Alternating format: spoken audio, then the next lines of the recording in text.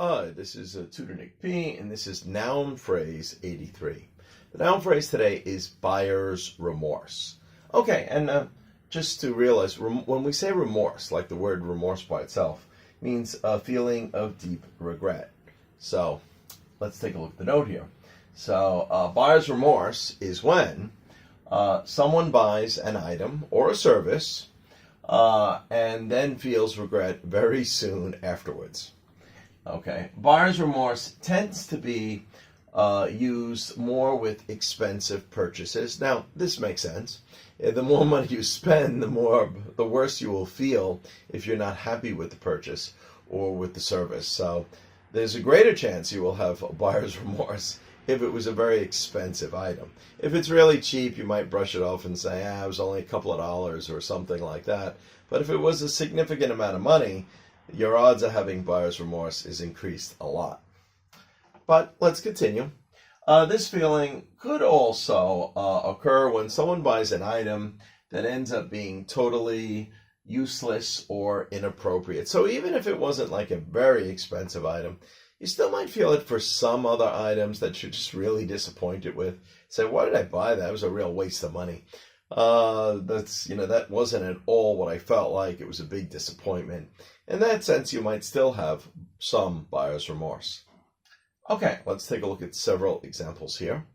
Example number 1.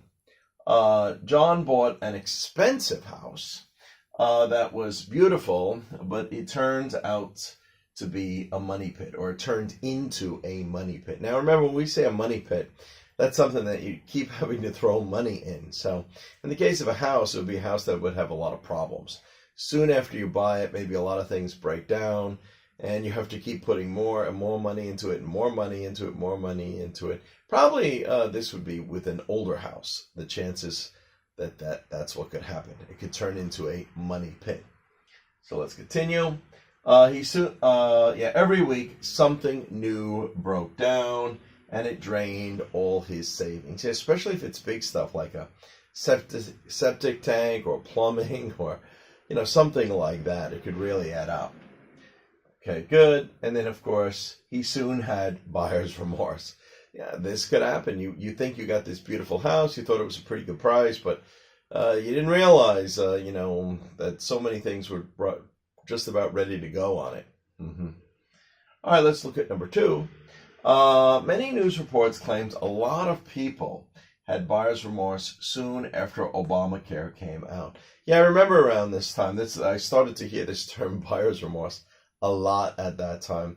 A lot of people, it was supposed to be the Affordable Care Act, so a lot of people kept saying that it wasn't affordable at all, and it had a lot of deductibles, and most people could never reach the deductibles, and every year it got more expensive and more expensive and more expensive. So I did hear a lot of reports, at least a lot of people thought that maybe they had buyer's remorse even after getting it.